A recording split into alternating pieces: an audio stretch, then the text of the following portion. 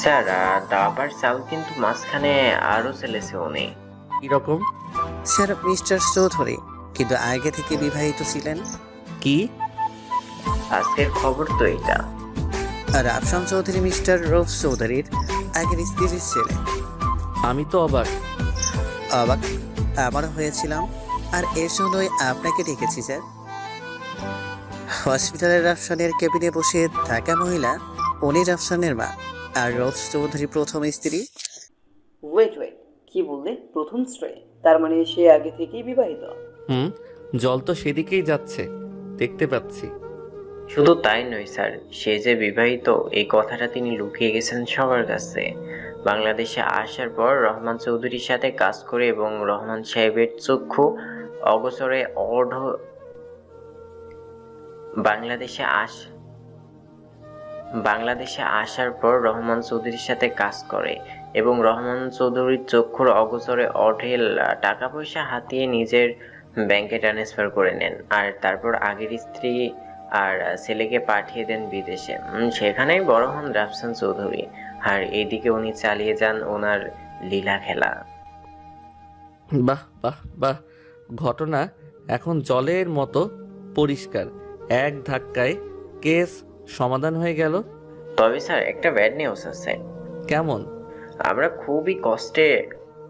খুব কষ্টে রফিক চৌধুরীর পূর্ব বায়োডাটা খুঁজে বের করতে সক্ষম হয়েছে, কিন্তু তার করা ক্রাইমের বিরুদ্ধে কোনো জোরালো প্রমাণ পাইনি স্যার।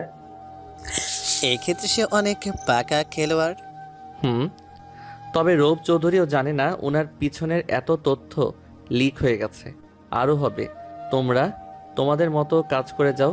পরবর্তী নির্দেশনা আসার আগে যেমন বলা হয়েছে তেমন করে যাও। আর রূপ চৌধুরী ওনাকে আমি দেখে নিচ্ছি। প্ল্যান কি? রাতুল, আয়াস, তোমরা বাসায় চলে যাও, খুব সাবধান থাকবে। আমি সুজনকে নিয়ে এক জায়গায় যাচ্ছি, সেখান থেকে তোমাদের বাসায় যাব। আর আজ সবাই তোমাদের এখানেই দুপুরের খাবার খাবো এবং সেখানেই প্ল্যান সম্পর্কে জানতে পারবে। এখন তোমরা আসতে পারো। ওকে স্যার, বলে ওরা দুজনে উঠে দাঁড়ালো। আমি সুজনকে নিয়ে আবারও বাইক স্টার্ট দিলাম। রূপ চৌধুরী তো মহা ধরিবাজ, তাকে ধরতে হলে আমাদেরও ধরিবাজ গিরির পেজকে করতে হবে। আমার অলরেডি করা আছে, সময় হলে টের পাবে। এখন চলো সামনে যাই। আচ্ছা, আমরা এখন কোথায় যাচ্ছি? আরেকজনের সাথে দেখা করতে। কে সে? গিয়ে দেখি সুজন আর কিছু বলল না। কিছুক্ষণ পর আমি একটা বড় খাবার দোকানের সামনে বাইকটা রেখে ভিতরে ঢুকে গেলাম। সেখানে একজন বসে আছে আমাদের জন্য। আমাকে দেখে সে স্যালুট জানালো। বসো বসো। স্যার, আপনি এখানে? আমি তোমাদের সাথে যোগ দিয়েছি এই কেসের ব্যাপারে। তোমরা দুজনকে চিনো? তারপর খুলে বলল তাদের পূর্ব পরিচয়, যা আপনাদের না জানলেও চলবে। সুজনকে? স্যার এই নিন। ইয়েস। বলে আমার দিকে একটা ফাইল বাড়িয়ে দেয় সে। দাও। আমি ফাইলটা খুলে দেখছি। সাথে সাথেই দুজন ফাইলের ভিতর মেয়েটার ছবিটা দেখে বলে, গুরু, এত ভাবতে হবে না, আমি বলছি। ওর নাম ঈশিতা জামান। আমরা যেই বাড়িতে উঠেছি তুমি তাকে সেখানেই দেখেছো, আর ওটা ওদেরই বাড়ি। আচ্ছা। ও আইপিএস অফিসার। স্যার, তবে এরা সিক্রেট ভাবে কাজ করে, বিশেষ কিছু মানুষ ছাড়া কেউ এদেরকে চিনে না। Okay sir. এবার বুঝতে পারছি বাড়ির কেউ কেন জানে না। সবকিছু পরিষ্কার হতে চলেছে। এই কেসের সাথে এই মেয়ের কি সম্পর্ক?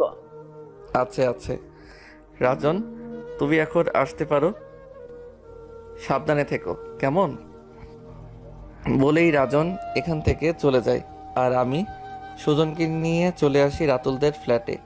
রাস্তায় আস্তে আস্তে খুলে বলি, এই কেসের সাথে ইসির সম্পর্ক কি। এখানে এসে আমি ওদের সাথে কিছু প্ল্যান করে নিলাম। প্ল্যান আপনারা পরে জানতে পারবেন। আপনি চাকরি ছেড়ে দিলে কি আমরা সেখানেই থাকবো? আপাতত থাকবে। স্যার আচ্ছা ঠিক আছে, তবে কোনো কিন্তু নয়, যা বলছি তাই হবে। ওকে স্যার, সবাই একসাথে বলে ওঠে। ওদের সাথে আরও কিছুক্ষণ কথাবার্তা বলার পর আমরা দুজনেই চলে আসি বাড়িতে। আমি ভিতরে ঢুকছি, তখন বাবা পিছন থেকে ডাক দিলেন।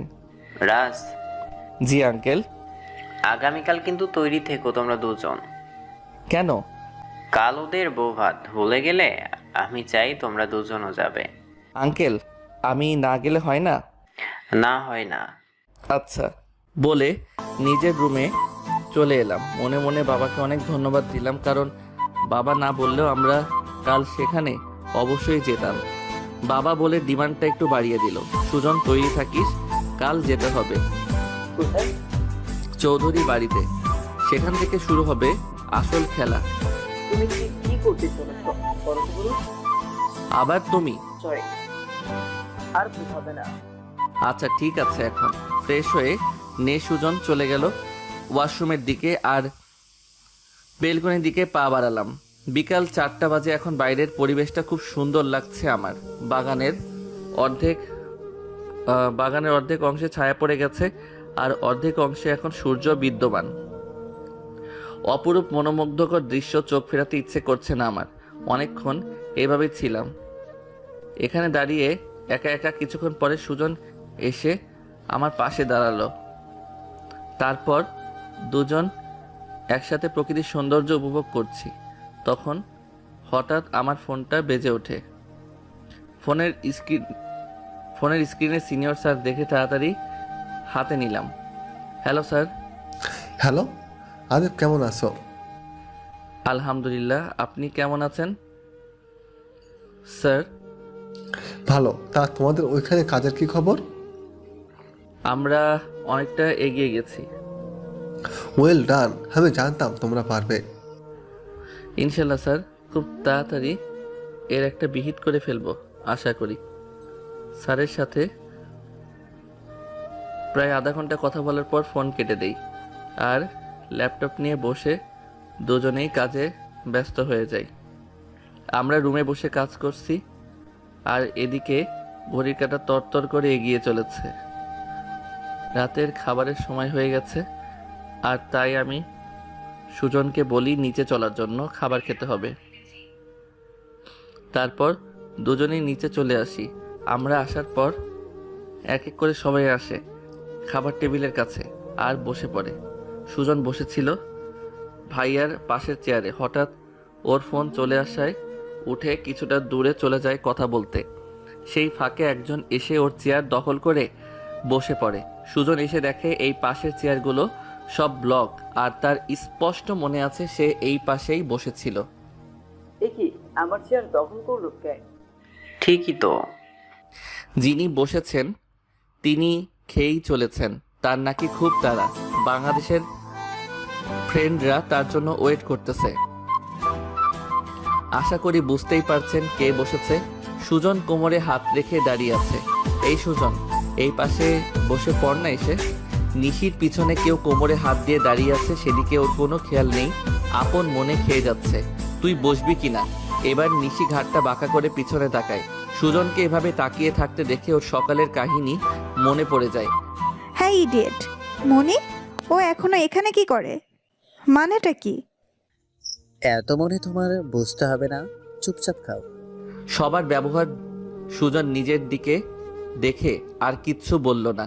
খালামণির বলা চেয়ারে বসে পড়ল, আর নিশি চোখ কটমট করে ওর দিকে তাকিয়ে আবার খাওয়া শুরু করলো।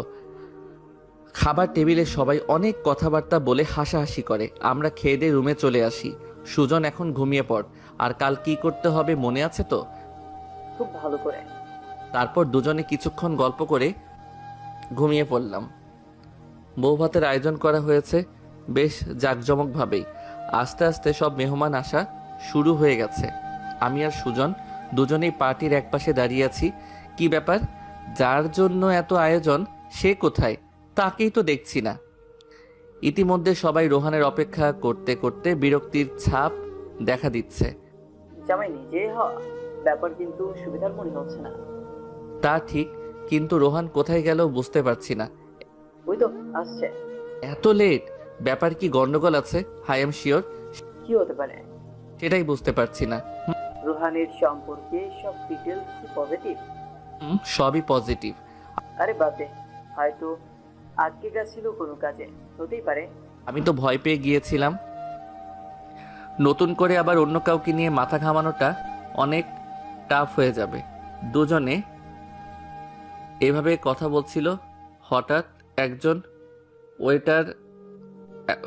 ওয়েটার এসে আমাদের জুস দিয়ে যায়। দুজনেই খাচ্ছি। কাজের কাজ কিছু বলছে হয়তো। হবে। রিস্কটা বেশি হয়ে যাচ্ছে না? তুই কবে থেকে রিস্ক নিতে ভয় পাওয়া শুরু করলি? এইটুকু রিস্ক নিতেই হবে। অনেক দিন হলো পড়ে আছে, এর পিছে কোনো লাভই হচ্ছে না। ধরা পড়ে গেলে তো তীরে এসে টুরে ডুবে যাবে ভাই। আশা করি ডুববে না। আর ডুবে গেলে না হয় লড়াইটা সরাসরি শুরু করব। হুম। আমরা দুজন কথা বলছি, তখনই চোখ পড়লো রূপ চৌধুরী কারোর সাথে ফোনে কথা বলছে। তোর টিভি যদি আগে থেকে লাগানো থাকে। এই সুযোগ, চল ওটা খুলে নিউটা ফিট করে আমরা বাইরে এসে রিমোট টিপে অন করে দেব। All the best. যা, আমি আছি ভিতরে। সেম টু ইউ, ভালো করে খেয়াল রাখিস। বলেই আমি চলে যাই সামনের দিকে। বেরিয়ে আসি অনেকক্ষণ বাদে। এসে দেখি সুজন দাঁড়িয়ে দুজন লোকের সাথে কথা বলছে। আসলে কথা বলছে বললে ভুল হবে, সে লোক দুটোকে আটকানোর চেষ্টা করছে, কারণ তারা ভিতরের দিকে যেতে চাইছে। আরও বিভিন্ন কথা বলেই যাচ্ছে। আমি ভিতর থেকে বেরিয়ে এসে চোখ মেরে বুঝিয়ে দেই কাজ হয়ে গেছে, সেও বুঝে যায়। আর লোকগুলোর সাথে হ্যান্ডশেক করে বিদায় দেয়। লোকগুলো চলে যেতেই আমি ওর পাশে এসে দাঁড়াই। হয়ে গেছে। সব ঠিকঠাক তো? এবার পার্টি এনজয় করতে পারো মামা, বলে পকেটের দিকে ইশারা করে দেখিয়ে দিলাম ছোট্ট জিনিসটা। আর পকেট থেকে একটা ছোট্ট রিমোটের মতো আরেকটি জিনিস বের করে অন বাটনে ক্লিক করে দেই। পার্টির মাঝখানে দুটো চেয়ারে আমরা বসে আছি, আর যে যার মতো এনজয় করছে। আমরা দুজন সেটা দেখছি বসে বসে। হঠাৎ পার্টির মাঝখান থেকে ইসি বেরিয়ে গেল। কোথায় যাচ্ছে সেটা দেখার জন্য আমি ওর পিছনে যাই। সুজন, তুই বস, আমি আসছি। কোথায় যা? ওর কথায় কোনো পাত্তা না দিয়ে আমি চলে এলাম ইসির পিছনে।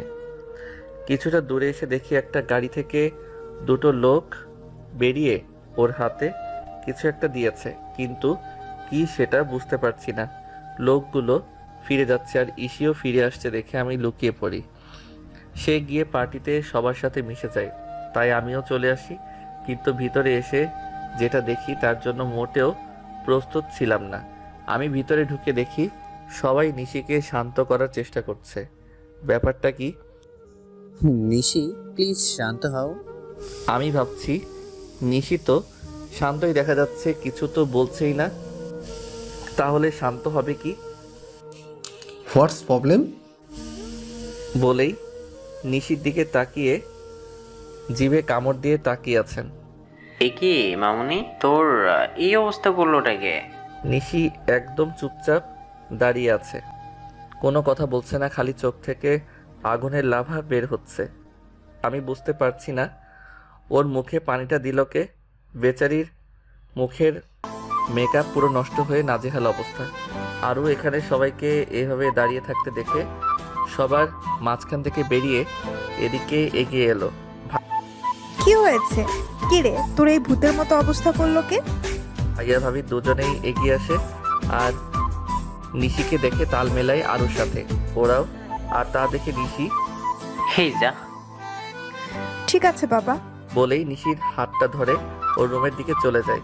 সবাই আবার সবার মতো ব্যস্ত হয়ে যায়। এতক্ষণ অনেকেই এদিকে উৎসুক দৃষ্টিতে তাকিয়েছিল, সবাই আবার ব্যস্ত হয়ে গেল। আর আমি এদিকে খুঁজে চলেছি একজনকে।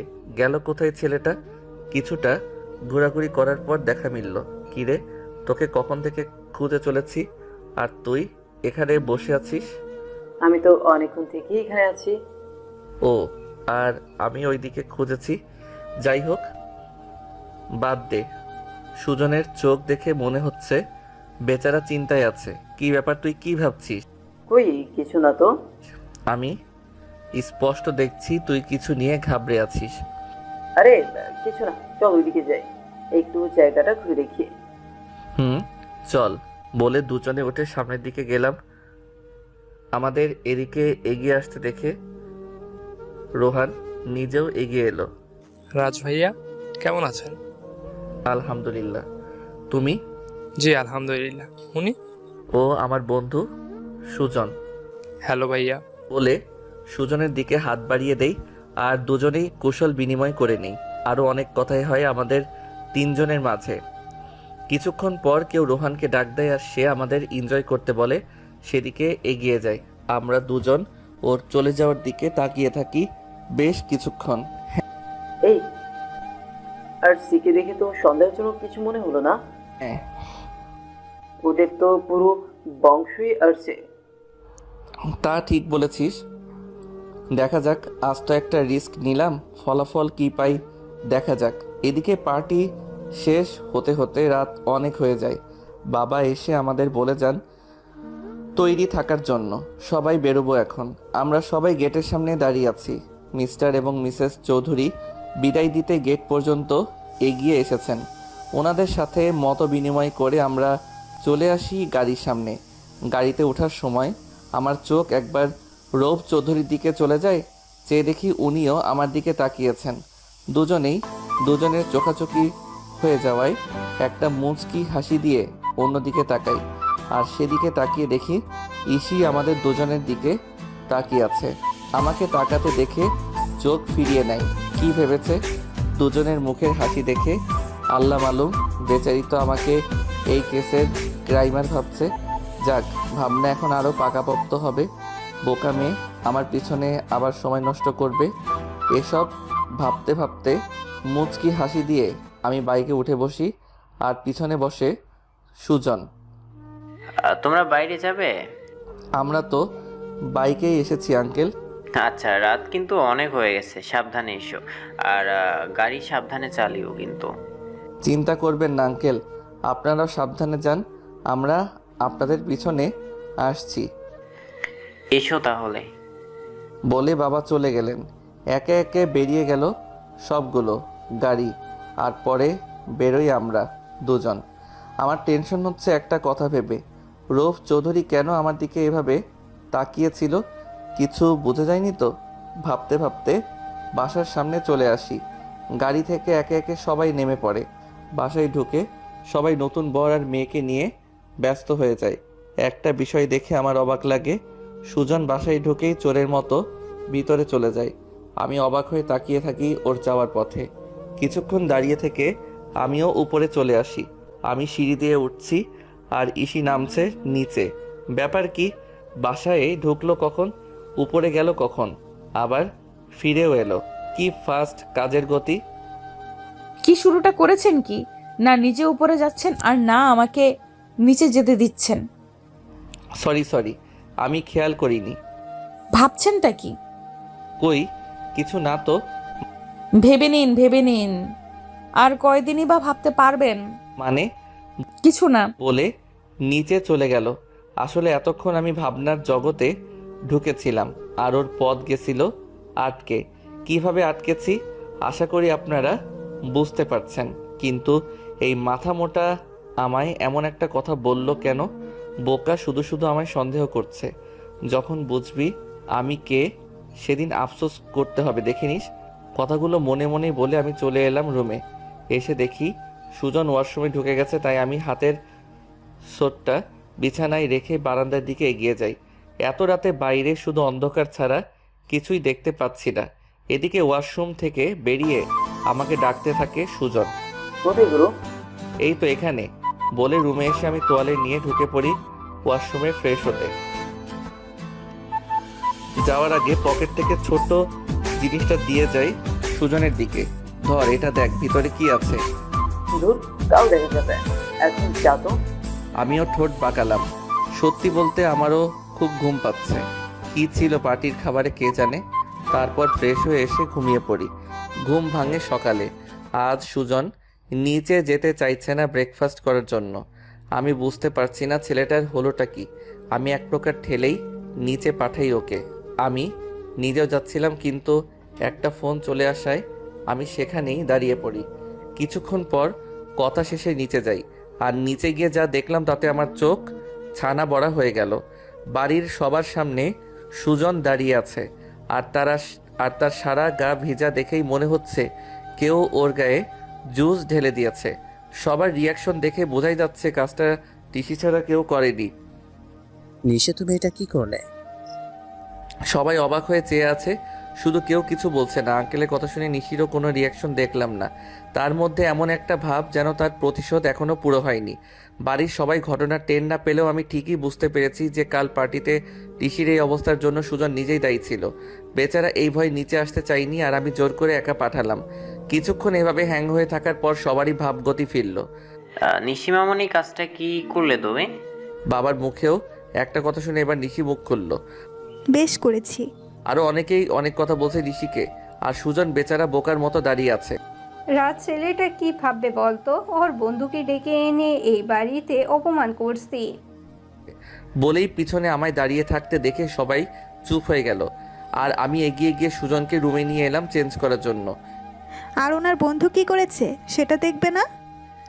কি করেছে? বাই এনি চান্স কালকে তোর মুখে জুস সুজন ভাইয়া ফেলেনি তো আবার? ঋষি আর কিছু বলল না। এদিকে আমরা, কি ব্যাপার? কই? কই মানে? একজন জগ ভর্তি জুস তার মাথায় ঢেলে দিল কেন? আমি কি জানি? তাহলে কে জানে? যে ফেলেছে তাকে কি জিজ্ঞেস কর। ঠিক আছে, আমি নিচে গিয়ে ঋষিকেই প্রশ্ন করছি। এই না, দাঁড়া আমি বলছি। তোর বলতে হবে না, তুই চেঞ্জ কর তাড়াতাড়ি। পারবো ধুর, তুই দাঁড়া না ভাই। না, আমার খিদে পেয়েছে। 2 মিনিট, চল। আচ্ছা বসছি। সুজন একটা টি শার্ট নিয়ে দৌড়ে ওয়াশরুমে চলে গেল। কিছুক্ষণ পর বেরিয়ে এসেছে। 2 মিনিট, চল। দাঁড়া, কাল তুই নিশির সাথে কি করেছিস? তোকে পরে পুরোটা বলতাম, এখন খেয়ে আসি চল। আমারও প্রচুর খিদে পেয়েছে ভাই। আমিও আর কথা বাড়ালাম না, চলে এলাম নিচে। এসে দেখি ও মা, কেউ খাওয়া শুরু করেনি, আমাদের জন্য ওয়েট করছে। আর ওরা 2 বোন দিব্যি খেয়ে নিচ্ছে। আপনারা খাবেন না? এসো এসো, তোমাদের জন্যই বসেছিলাম। আমাদের জন্য? এইটুকু বলেই বেচারার চোখ নিশির দিকে চলে যায়। সে কথা বলা বন্ধ করে দেয়। সবাই চলে যায় খাবার টেবিলের দিকে। আমাদের খাওয়া অবস্থাতেই রেখে ঈশা বেরিয়ে যায়। ওর যাওয়ার দিকে সবাই তাকিয়ে আবার খাওয়ার দিকে মন দেয়। আর সুজন আমাকে ইশারায় জিজ্ঞেস করে কোথায় যাচ্ছে। আজব প্রশ্ন, আমি কি করে জানবো সে কোথায় যাচ্ছে? খাওয়া শেষে সবাই যে যার কাজে ব্যস্ত হয়ে যায়। আমি আর সুজন চলে আসি আমাদের রুমে। এবার ওপেন করে দেখে নেওয়া যাক। চল। এটাই দান, হয় বাজিমাত আর না হয়। আরে ওপেন তো কর। করছি। পকেট থেকে পেন ড্রাইভটা বের করে কানেক্ট করে ল্যাপটপটা অন করলাম। ফাইলগুলো দেখে আমরা দুজনেই অবাক। এ তো সব কার্টুনে ভরা ফাইল। বোকা বানানোর জন্য লিখেছে বেটা। কিছু একটা গন্ডগোল আছে ভিতরে। ফাইলের নাম গুরু আমাদের বোকা বানানোর জন্যই দেওয়া হয়েছে। প্রত্যেকটা ফাইল ওপেন করে চেক করতে হবে। অসংখ্য ফাইল তো এখানে, এত পুরো শহর জুড়ে একটা সুচ পূজার মতো ব্যাপার হয়ে যাচ্ছে গুরু। কিছু করার নেই, চেক এইভাবেই করতে হবে। তারপর আমি আর সুজন মিলে বেশ কিছু ফাইল ওপেন করে দেখলাম। বেশিরভাগ ফাঁকা আর কয়েকটি আছে যেগুলোতে কার্টুনে ভরা। তবে আশা ছাড়িনি, কারণ ফাইল অসংখ্য। কাজের মাঝখানে হঠাৎ আমার ফোনটা বেজে ওঠে। এখন আবার কে কল করলো? ধরে দেখ। হ্যালো, এখন কোথায় কোথায় আছো তুমি? ঠিক আছে, নজর রাখো, আমি এক্ষুনি আসছি বলেই ফোনটা কেটে দিলাম। কে ছিল? অগ্নি। আমি ফিরে এসে তোকে সবটা বলবো, তুই এইগুলো চেক করতে থাক বলে আরেকটি পেন ড্রাইভের দিকে বাড়িয়ে দিলাম। এটা কি? ওটা হয়ে গেলে এটা চেক করিস। এটাও ওখান থেকেই নেওয়া। তুই কোথায় যাচ্ছিস বলবি তো? এখন সময় নেই, পরে সবটা বলবো বলেই নিজের ব্যাগটা কাঁধে নিয়ে বেরিয়ে পড়ি। বাড়ি থেকে বেরিয়ে একটা জেন্টস পার্লারে ঢুকে নিজের পোশাক পরিবর্তন করে বেরিয়ে পড়ি ফোনে বলা লোকেশনের উদ্দেশ্যে। বেশ কিছুক্ষণ বাইক চালানোর পর গন্তব্যে পৌঁছে যাই। আর এখানেই দাঁড়িয়ে ছিল অগ্নি আর আয়াস। Hello sir. হ্যালো, খবর বলো। তোমরা স্যার ওরা এইমাত্র ভিতরে দিকে গেল স্যার। তোমরা ঠিক দেখেছো তো? ইয়েস স্যার, ঈশিতা জামানও আছেন স্যার ওদের সাথে। ওকে, তোমরা প্রস্তুতি নিয়ে এসেছো তো? Yes sir. কথাটা দুজনই একসাথে বলে। Good, let's go. আমরা তিনজনই খুব সাবধানে পা ফেলে সামনে এগোতে লাগলাম। জায়গাটা হলো সেই স্কুল এরিয়া, যেই সাধারণ একটা জায়গায় চলছে অসাধারণ সব কর্মকাণ্ড। বেশ কিছুক্ষণ হয়ে গেছে আমরা এখানে দাঁড়িয়ে আছি, ভিতর থেকে কোনো শব্দ পাওয়া যাচ্ছে না। স্যার ভিতরে কি চলছে কিছুই তো বুঝতে পারছি না। স্যার ভিতরে গিয়ে দেখবো? শান্ত হও, দেখি কি হয়। এইভাবেই আরও অনেকক্ষণ দাঁড়িয়ে থাকার পর কোনো শব্দ পাচ্ছি না। এবার আমার নিজের বিরক্ত লাগছে। কি হচ্ছে বলো তো ভিতরে? কথাটা বলে আমি সোজা হয়ে দাঁড়াতেই ভিতর থেকে গোলাগুলি শব্দ পাই। ওহ নো, ঝামেলা হয়ে গেছে। তোমরা দুজন দুদিক দিয়ে এগিয়ে যাও। আর হ্যাঁ, পুলিশের লোকগুলো দেখে শ্যুট করো, কিন্তু আবার পুলিশ মেরে দিও না। স্যার পুলিশ তো ছদ্মবেশী, চিনব কি করে? ওটা পরে ভাববো, এখন চলো। ওরা দুজন দুদিকে চলে যায় আর আমিও সামনের দিকে এগোই। শুরু হয়ে যায় তুমুল লড়াই। উভয় পক্ষের লড়াইয়ের মধ্যে আমরা তৃতীয় পক্ষে ঢুকে পড়ায় বিব্রত হয়ে যায় উভয় দল। বেশ কিছুক্ষণ চলে এই গুলাগুলি, তারপর আর না পেরে পালিয়ে যায় যে কজন বেঁচে ছিল সে কয়জন। আর পুলিশরা রেড করে নেয় পুরো এরিয়া। আসল চেলাপেলারা বেঁচে বেরিয়ে যেতে পারলেও বেরোতে পারিনি আমরা। আমি সামনের দিকে পা বাড়তেই কেউ আমায় পিছন থেকে ডাক দেয়। স্টপ। আমি আরেক পা বাড়াতেই যেখানে আছো সেখানেই দাঁড়াও। এক পা নড়লে আমি গুলি করতে বাধ্য হব। আমি ওর কথায় কান্না দিয়ে সামনে এগিয়ে যাই, আর ও এক কথার মানুষ, যা বলেছে তাই করেছে। গুলি মেরে দিয়েছে পিছন থেকে আমায়। গুলিটা পিঠে এমন জায়গায় লেগেছে যেটা সামনে দিয়ে হাড় ছুঁয়ে বেরিয়েছে বলেই আমার মনে হয়। গুলিটা খাওয়ার পর আমি সেখানেই লুটিয়ে পড়ি। ইশিয়ার দুটো অফিসার এগিয়ে আসে। আমাকে উল্টো করে মুখ থেকে মুখোশটা খুলে ইশি চমকে যায়। এ কি? এ তো রাজদীপ। তার মানে আমি যা ভেবেছিলাম তাই ঠিক? এইসবের পেছনে ওই দায়ী? ইশি আদিবকে উল্টো করে দেখে মনে মনে এসব ভাবছে। তখন পিছন থেকে দুজন অফিসার বলে উঠলেন, পুলিশ অফিসারের কথা হয়তো ইশির কার অবধি পৌঁছায়নি। সে নিজের ভাবনায় ব্যস্ত। এতক্ষণে ধ্যান ভাঙে। হ্যাঁ, ও হ্যাঁ, বলুন কি বলছিলেন আপনারা? Yes, I am fine. আপনারা কি বলছিলেন বলুন। অফিসারের কথা শুনে এতক্ষণে ইশির পুরোপুরি সেন্স ফিরে আসে, আর সে আবারও আদিবের কাছে যায়। হাতের পালস চেক করে দেখে এখনো বেঁচে আছে। অফিসার এখনো বেঁচে আছে। তাড়াতাড়ি অ্যাম্বুলেন্স কল করুন, ফাস্ট। ওকে বাঁচাতে হবে, বাঁচানোটা জরুরি। বলে অফিসার ফোন হাতে নিয়ে কল করে দেয় অ্যাম্বুলেন্সকে। আর এদিকে অগ্নি এবং আয়াস দুজনে আদিবের জন্য বাইরে অপেক্ষা করতে থাকে। স্যার এখনো ফিরছে না কেন বলে তো? বুঝতে পারছি না, এত দেরি হওয়ার তো কথা নয়। কোনো বিপদে পড়েনি তো? নেগেটিভ চিন্তা করিস না তো, এমনিতে প্রচুর টেনশনে হচ্ছে। আরে আগ্নি, আমার মনে বলছে সত্যিই স্যার কোনো বিপদে পড়ে গেছে। ওরা টেনশন করছে। এর মধ্যেই শুনতে পাই অ্যাম্বুলেন্সের সাইরেন, আর তাই সরে পড়ে দুজনে আড়ালে। আর ওদের সামনে দিয়ে গাড়িটি চলে যায় গন্তব্যস্থলে। কাকে নিতে এসেছেন অ্যাম্বুলেন্সে? আর কাকে? লাশগুলো নিতে এসেছে। হতে পারে। ওদের কথার মাঝখানে অ্যাম্বুলেন্সটি আবার ফিরে এসে ওদের সামনে দিয়ে চলে যায়। এত তাড়াতাড়ি লাশ ওঠানো হয়ে গেল? স্যার বলেছিল মনে নেই? ঈশিতা জামান স্যারের থেকেও ফার্স্ট কাস্ট করে। এইবার চল আমরা ভিতরে গিয়ে দেখি স্যার কোথায়। বলেই ওরা দুজন চলে যায় ভিতরে আর খুঁজতে শুরু করে। ওদের খোঁজাখুঁজির মাঝখানে দুজন পুলিশ কনস্টেবল ঢুকে পড়ে, আর ওরা আবারও লুকিয়ে পড়ে। পুলিশগুলোর কথা শুনে ওরা আজ করতে পারে এখানে আসল ঘটনা কি ঘটেছিল। ওহ নো, তার মানে স্যারকে গুলি করে দিয়েছে পুলিশ। এবার কি হবে?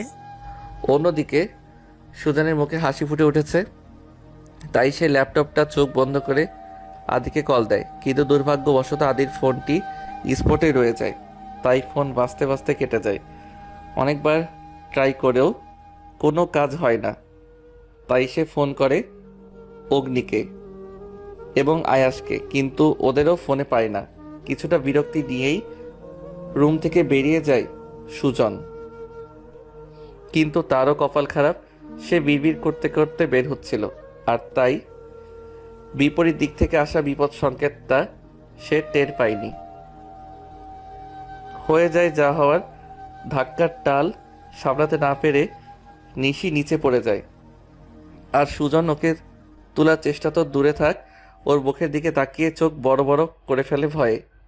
যেখানে বাঘের ভয় সেখানেই কেন শুনতে হয়? You idiot.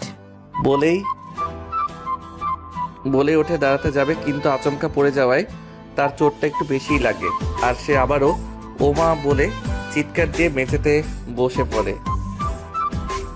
এবার আর সুজন চুপ করে থাকেনি, সে হাত বাড়িয়ে নিশিকে সাপোর্ট দেওয়ার জন্য এগুলো নিশিই বলে। Don't touch me. ম্যাম, আপনি তো উঠতে পারছেন না। কথাটা বেশ তোতলাতে বলে সুজন। চেয়েছেন তো এটাই, তাই না? যেন পড়ে যায়, আমার কোমরটা ভেঙে যাক, আমি পঙ্গু হয়ে থাকি, আর তারপর আর আমার বিয়ে হবে না। ছি ছি ম্যাম, এগুলো কি বলছেন? আমি কেন আপনার ক্ষতি চাইব? Just shut up. ওকে। আপনি এই বাড়িতে কি করেন? নিজের বাড়ি নেই? কালকেই চলে যাবেন এই বাড়ি থেকে, আমি যেন আর দ্বিতীয়বার আপনার মুখ না দেখি। ও, আপনি যা বলবেন তাই হবে। হ্যাঁ হবে, কিন্তু এখন যদি নিচে গিয়ে কাউকে কিছু বলেছেন তো আমি আপনাকে জানে মেরে দেব। বলবেন আপনার ইচ্ছে নেই এই বাড়িতে থাকার। কি মেরে বাবা? কথাটা সুজন মনে মনেই বলল। ও হ্যালো, আমি কি বলেছি মাথায় ঢুকেছে তো? হুম। গুড। বলে নিশিতা চলে যায় সুজনের সামনে থেকে। সুজন হাবলার মতো দাঁড়িয়ে থাকে এখানেই। দাঁড়া, আগে কেসটা শেষ হোক না, তারপর আমিও বুঝিয়ে দিব এই সুজন সরকারকে। আবারও বিড়বিড় করতে করতে নিচে চলে আসে সুজন। এদিকে আয়াস আর অগ্নি চলে আসে পুলিশের মুখ থেকে শোনা হাসপাতালের দিকে। হাসপাতালে পৌঁছে ওরা খুঁজতে থাকে আদিবের কেবিন। দুজন কাউকে কিছু জিজ্ঞেস করতেও পারছে না, যদি ধরা পড়ে যায় সে ভয় কি করবে কিছু বুঝতে পারছে না। নীরবদের ফোন দিয়ে জানানো উচিত। সাথে সিনিয়র স্যারকেও, তারপর যা করার প্ল্যান মাফিক করতে হবে। ও এই বলে আয়াস ওর তার পকেট থেকে ফোনটা বের করে দেখে অনেকগুলো কল। ফোন সাইলেন্ট ছিল বলে শুনতে পাইনি। তো সুজন স্যারের নাম্বার, অনেকগুলো কল আসছে। উচিত।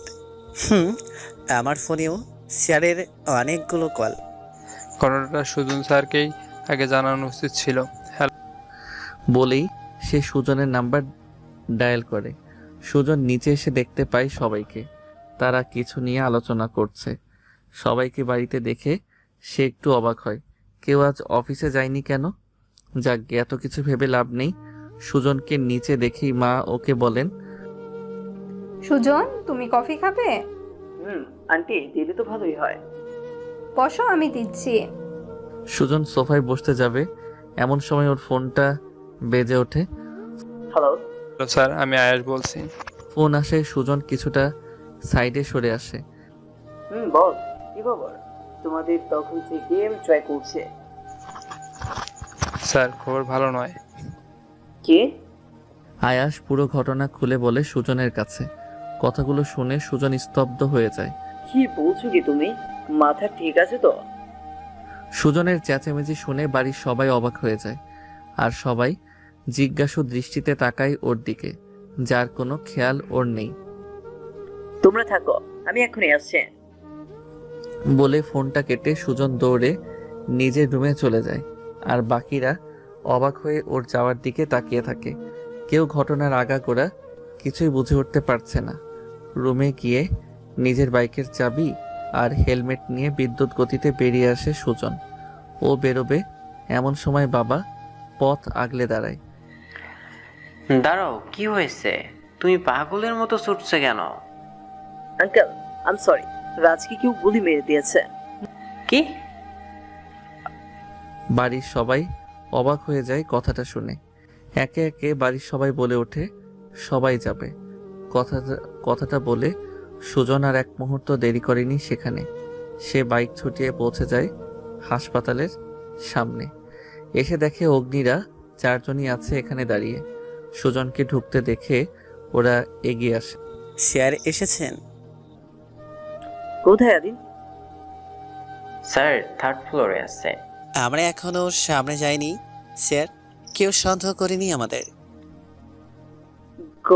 তোমরা চলো আমার সাথে। বলে ওরা 5 জন লিফট দিয়ে 3rd ফ্লোরে চলে আসে। সবাই একসাথে থাকলে সমস্যা হতে পারে। এখানে পুলিশ ছাড়াও আরো কেউ থাকতে পারে। সো তোমরা আলাদা ভাগ হয়ে যাও। এমন ব্যবহার করো যেন প্রত্যেকে আলাদা আলাদা পেশেন্ট আছে। ওকে? ওকে স্যার বলে ওরা 4 জন ছড়িয়ে যায় আলাদাভাবে। আর সুজন দৌড়ে চলে যায় আদির কেবিনের সামনে। সুজন কেবিনের সামনে এসে দেখে ইসি 2 জন লোকের সাথে কথা বলছে। কেবিনের সামনেই মনে হয় পুলিশের লোক হবে। রাজ কেমন আছে? ইসি কথাটা শুনে ঘুরে দাঁড়ায় সুজনের মুখোমুখি। ইসিকে পুলিশের পোশাকে দেখে সুজন কিছুটা অবাকের অভিনয় করে। ম্যাম আপনি? ও এসে গেছেন বন্ধুকে বাঁচাতে? রাজ কেমন আছে ম্যাম? সেটা ডক্টর বলতে পারবেন, তবে যদি বেঁচে যায় আইনের হাত থেকে সে বাঁচতে পারবেন না। মানে? এবার ইসির কথা শুনে সুজন কিছুটা অবাক হয়, কারণ সে ভাবতে পারেনি যে ইসি আদিকে সন্দেহ করে। মানেটা পরেই জানতে পারবেন মিস্টার। সুজন সরকার আমার নাম। তবে বন্ধুর সাথে আপনার কীর্তিও ফাঁস হবে মিস্টার সরকার। এ তো দেখি মাথা মোটা অফিসার। ওদের কথার মাঝখানেই বাড়ির সবাই হাসপাতালে এসে উপস্থিত হয়ে যায়। কেবিন নাম্বার জেনে নিয়ে তাড়াতাড়ি করে সবাই চলে যায় কেবিনের সামনে। সবাইকে একসাথে আসতে দেখে সুজন বলে ওঠে, আপনারা এসে গেছেন? সুজনের মুখ অনুসরণ করে ইসি পিছনে ফিরে তাকায়। সে এতক্ষণ উল্টা দিকে মুখ ফিরিয়েছিল। রাস্কো। এইটুকু বলেই ইসিকে দেখে থমকে যায়। শুধু বাবা নয়, বাড়ির সবাই রীতিমতো শক খেয়ে যায় ইসিকে পুলিশের ইউনিফর্মে দেখে। আপি তুমি এখানে? তুই পুলিশের পোশাক পরেই বা আছিস কেন? সবাই একে একে প্রশ্ন করেই চলেছে। ইসি কিছু একটা বলার জন্য মুখ খুলবে, তার আগে একজন পুলিশ এসে ইসির হাতে একটা ফাইল ধরিয়ে দেয় আর বলে, ছদ্মনাম ব্যবহার করছে সে। নাম আর ইসির মুখের কথা শুনে সবাই আবারও অবাকের চরম সীমায় পৌঁছে যায়। খালামণির কথা শুনে সেই পুলিশ অফিসারটি সবার দিকে অবাক হয়ে তাকায়। আবারও সবাই আরেক ধাক্কা শক খায়। উনি এসব কি বলছে ইসি? যা বলছে ঠিক বলছে। ইসি তুই এখানে কেন? তার মানে তুই পুলিশে কাজ করিস? এটা আমাদের থেকে লুকিয়ে রাখলি কেন? ইসি বলার আগেই পুলিশের লোকটি বলা শুরু করে তাদের টিম ওয়ার্ক সম্পর্কে আর ইসির কাজ সম্পর্কে। সবই বুঝলাম, কিন্তু তোরা রাজের পিছনে কেন লেগেছিস?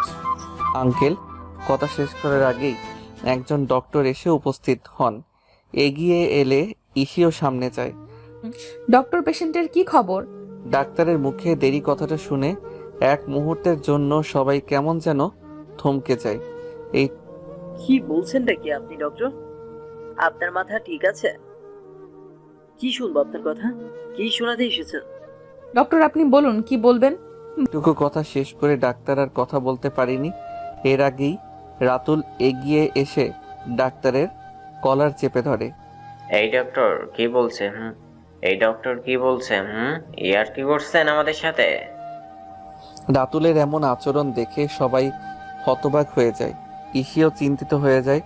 কোথায় যেন দেখেছে বলে মনে হয় ছেলেটাকে। তারপরই হঠাৎ মনে পড়ে ওরা প্রিমিয়াম কোম্পানিতে একসঙ্গে জব করেছে। ভাবনা থেকে বেরিয়ে আবার সেদিকে ঘুরে তাকিয়ে লক্ষ্য করে শুধু রাতুল নয়, নীরব, আয়াস, অগ্নি, এই 3 জনও আছে এখানে। বাবা, পুরো টিম এখানে উপস্থিত, অসাধারণ। কথাটা ইসি মনে মনেই বলল।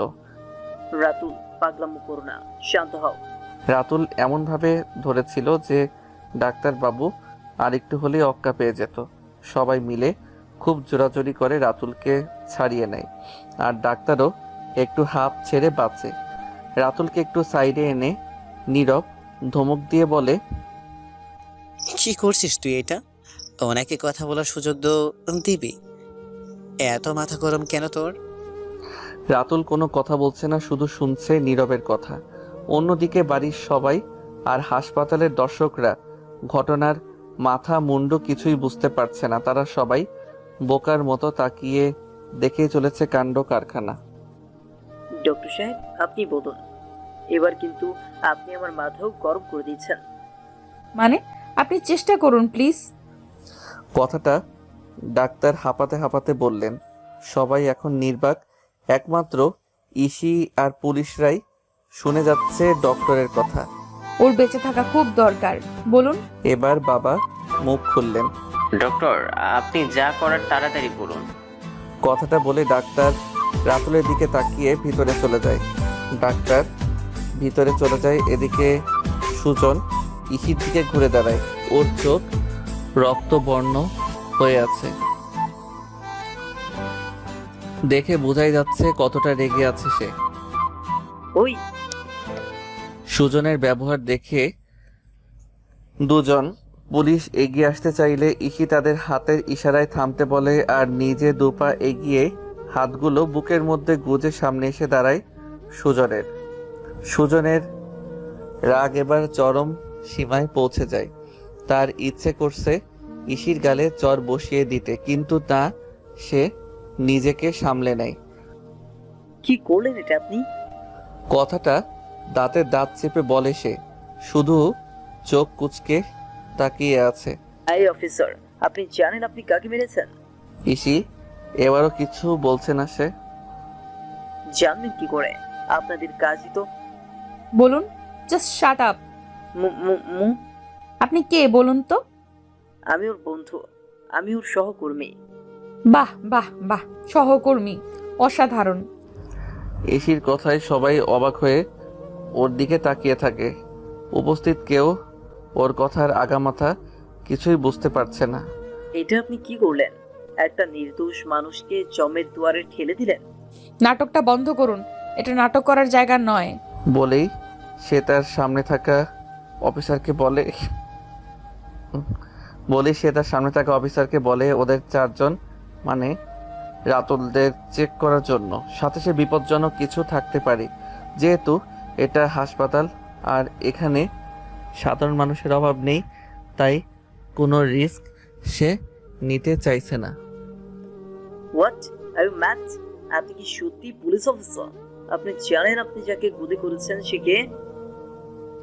এবার ইসির রাগ মাথায় চলে যায় আর সে রেগে গিয়ে বলে, your friend is a criminal.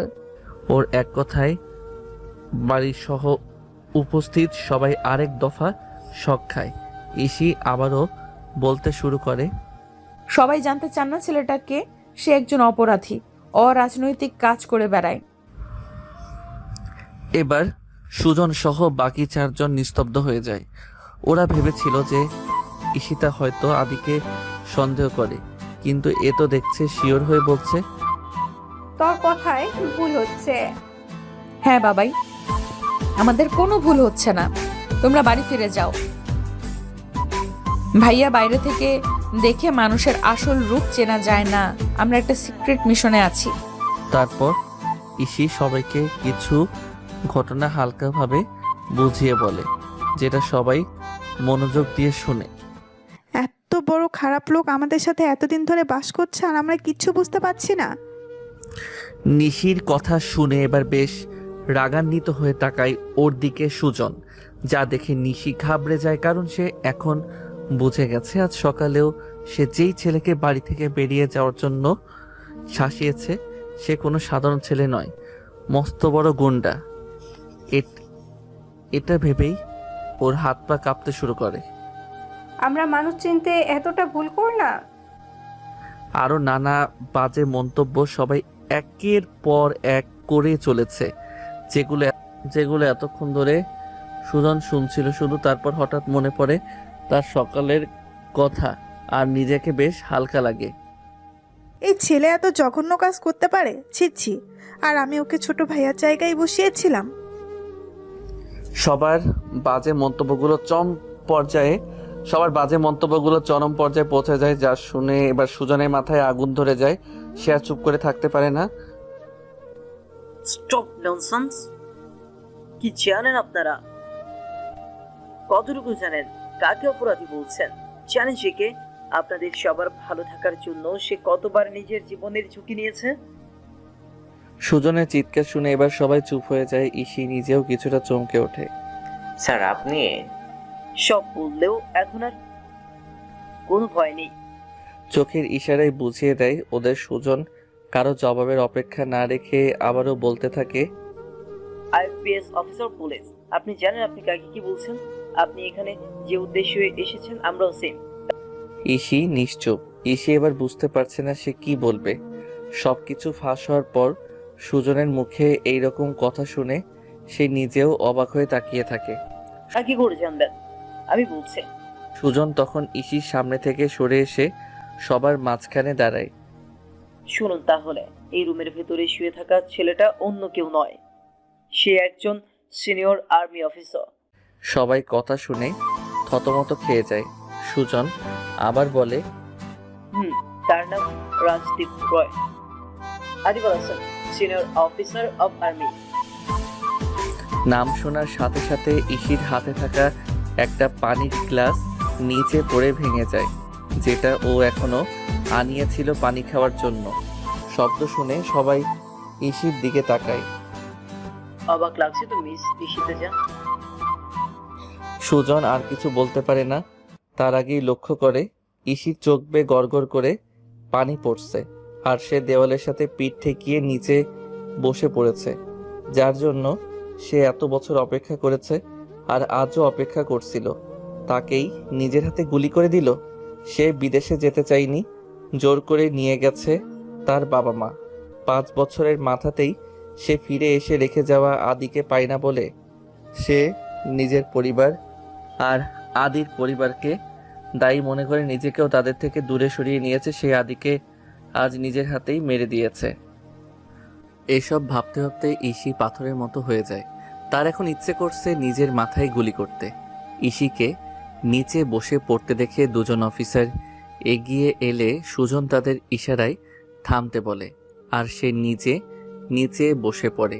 অবাক হয়ে তাকিয়ে থাকে ইসির দিকে। ইসির কোনো হুঁশ নেই, কিছুই বুঝতে পারছে না সুজন, তাই উঠে দাঁড়ালো। ইসির এমন কাণ্ডে সে এবার অবাক হয়ে যায়।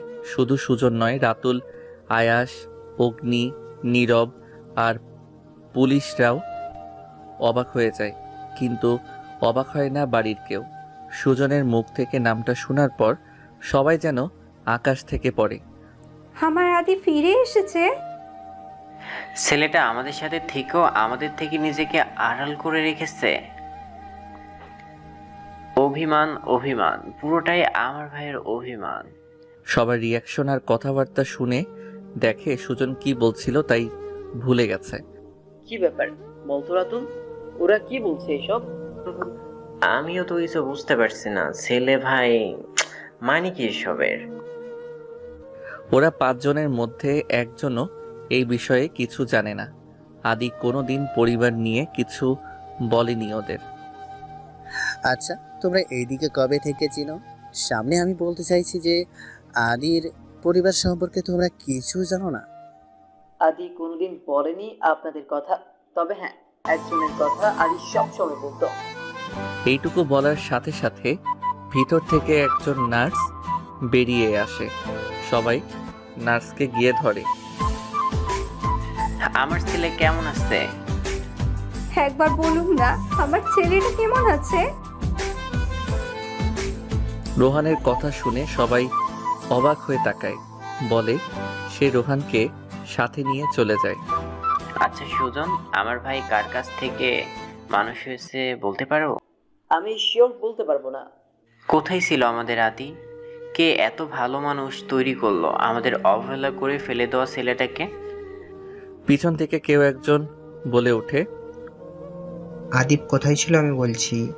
কণ্ঠটা চিনা চিনা লাগে, আর তাই সবাই পিছনে ফিরে অবাক হয়ে যায়। তুই? আমি। আপনি জানতেন আদি কোথায় ছিল?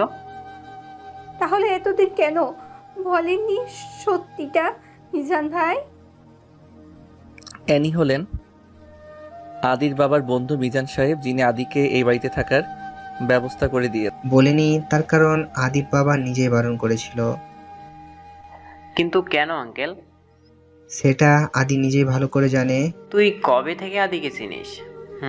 2 বছর আগে আমি যখন চট্টগ্রামে গিয়েছিলাম তখন আমার আদিবের সাথে পরিচয় হয়। Yes, you are right.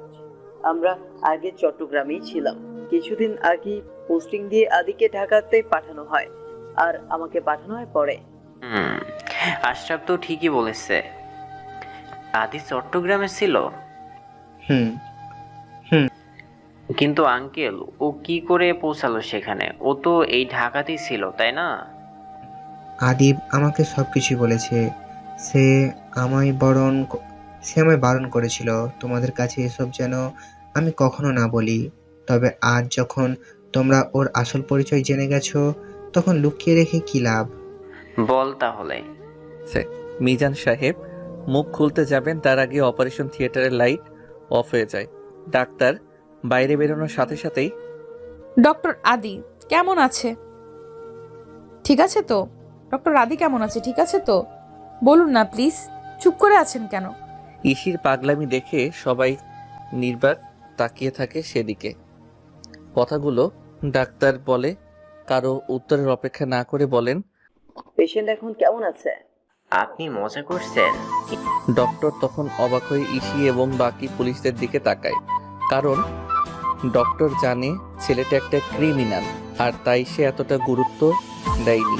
Doctor এবার আগের থেকে সিরিয়াস হয়ে কিছুটা ঘাবড়ে গিয়ে উত্তর দেয়। এইটুকু বলে ডক্টর সামনের দিকে পা বাড়ায়। দেখুন স্যার, আপনারা ওনাকে একদম লাস্ট মুহূর্তে নিয়ে এসেছেন, আর তারপরে আমরা আমাদের দিক থেকে যথাসাধ্য চেষ্টা করেছি। অপারেশনটা হয়েছে, এখন 24 ঘন্টার মধ্যে জ্ঞান ফেরাটা জরুরি। না, জ্ঞান না ফিরলে কিছু করা যায় না। ডক্টর আমি ওর সাথে দেখা করতে পারি? ওনার তো সেন্স নেই ম্যাম।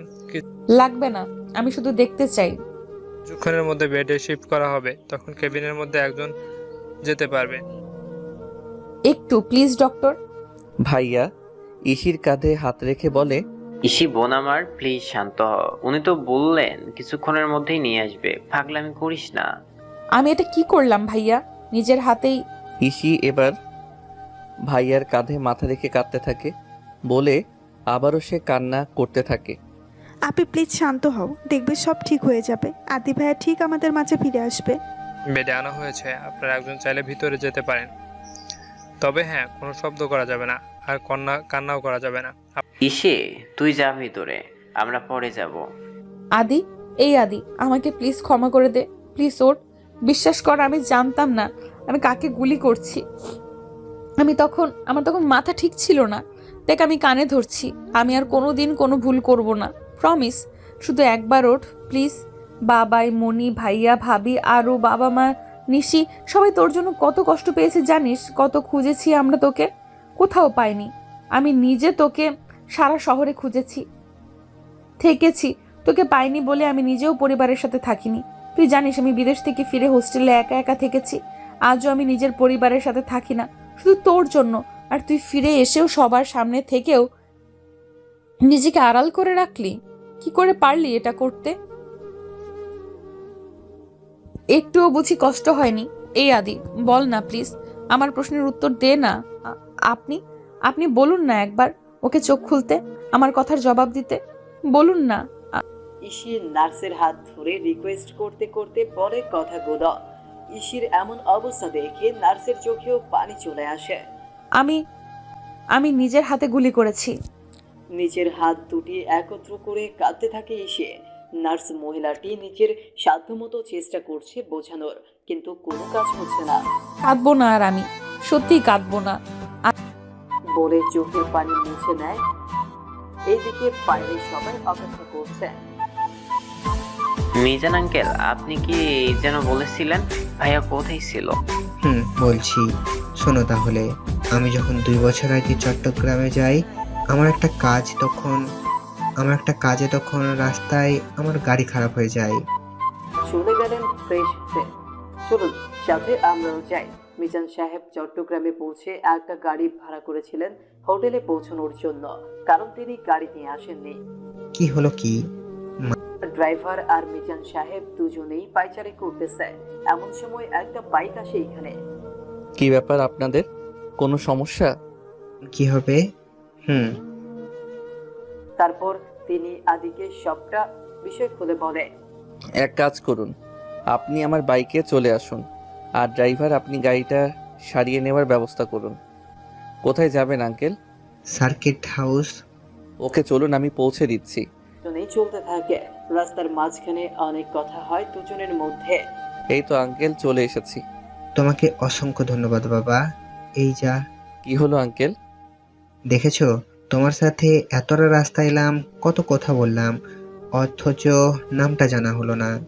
আদি দুটানায় পড়ে যায়, কারণ সে তার আঙ্কেলকে ঠিকই চিনতে পেরেছে। আমার না। বলার আগেই ওর ফোন বেজে ওঠে। আঙ্কেল, আমার একটা জরুরি কাজ পড়ে গেছে, এখন আসি। আমি বিকেলের দিকে এসে গল্প করব, কেমন? আচ্ছা, তুমি সাবধানে যেও। আদি চলে আসে সেখান থেকে আর এসে নিজের কাছে ব্যস্ত হয়ে যায়। কাজ শেষে বাসায় ফিরে সে ফ্রেশ হয়ে বসে অনেকক্ষণ চিন্তা ভাবনা করে ঠিক করে মিজান আঙ্কেলকে তার পরিচয় দিবে। তাই আর দেরি না করে বাইক নিয়ে বেরিয়ে পড়ে সার্কিট হাউসের দিকে। দরজায় কেউ নক করার শব্দ পেয়ে মিজান সাহেব দরজা খুলে দেন। আর তুমি এসো এসো, ভেতরে আসো। আদি ভেতরে গিয়ে বসে। দুটো কফি অর্ডার দিয়ে দেই। তখন কিন্তু তোমার নামটা জানা হলো না। কিন্তু আমি আপনার নাম জানি। কি করে? আঙ্কেল, আমি আদিব, আফজাল আল ইমরান সাহেবের ছেলে। কি? আমি আদিব আল এহসান। তুমি এখানে কিভাবে সম্ভব? কেন আঙ্কেল, আপনি কিছু জানেন না? না তো, আমি তো বিদেশে ছিলাম এত বছর, এই তো কিছুদিন আগে ফিরলাম।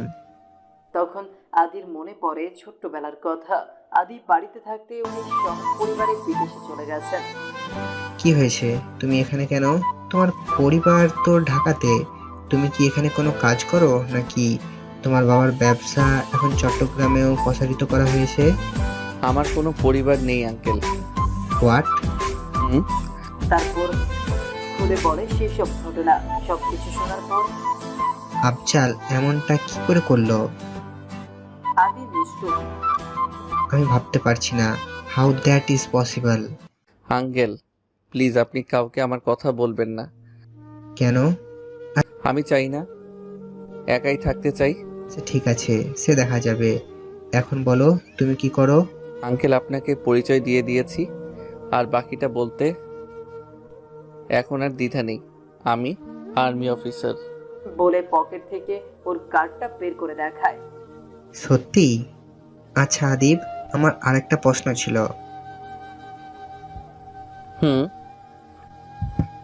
জি আঙ্কেল। তুমি তো বাড়ি থেকে সেই ছোট্টবেলায় রাগ করে বেরিয়েছিলে, তাহলে তুমি এত বড় একজন আর্মি অফিসার হলে কি করে? এটাই আমার জানতে ইচ্ছে করছে। বলছি আঙ্কেল। চলুন আরেকটা ফ্ল্যাশব্যাকে যায়। দিনটা আজ থেকে 16 বছর আগে, যখন আদি বাসা থেকে বেরিয়ে গেছিল। সেই দিন রাগ আর অভিমান নিয়ে বেরিয়ে পড়ে আদি। হাঁটতে হাঁটতে অনেক দূর চলে আসে। এতটা পথ সে কান্না করতে করতে এসেছে। রাস্তায় অনেক মানুষ তাকে দেখেছে, অনেকে তার কাছে এসে জিজ্ঞেস করেছে তার কি সমস্যা, কিন্তু আদি তাদের এড়িয়ে গেছে। ওর ছোটবেলা থেকে নিজের ভেতরে একটা চাপার রাগ আছে, যেটা সবসময় হয় না, কিন্তু আজ হচ্ছে, আর ভীষণভাবে হচ্ছে। তাই কোনো খেয়াল ছিল না। হাঁটতে হাঁটতে কখন বড় রাস্তায় চলে এসেছে সে জানে না। কোথায় চলে এলাম আমি? বাসায় ফিরবো কি করে? চিন্তায় পড়ে যায় সে। তখনই আবার নিজের মনকে শক্ত করে নেয় সে। ফিরবো না আমি আর বাড়িতে। বাবা আমায় খুব মেরেছে, মা কিচ্ছু বলেনি। ভাইয়া নিজে দোষ করে আমায় মার খাওয়ালো ঠিক আছে, কিন্তু আমাকে একবারও আমার বোনের কাছে কেন যেতে দিল না? ঠিক আছে, আমিও যাব না আর কোনোদিন ওদের কাছে। ভাইয়া আজ থেকে আর কারোর উপর নিজের দোষ চাপাবে? এখন থেকে দেখা যাবে আরু আর ব্যথা পাই কিনা। আদি তো আর থাকবে না।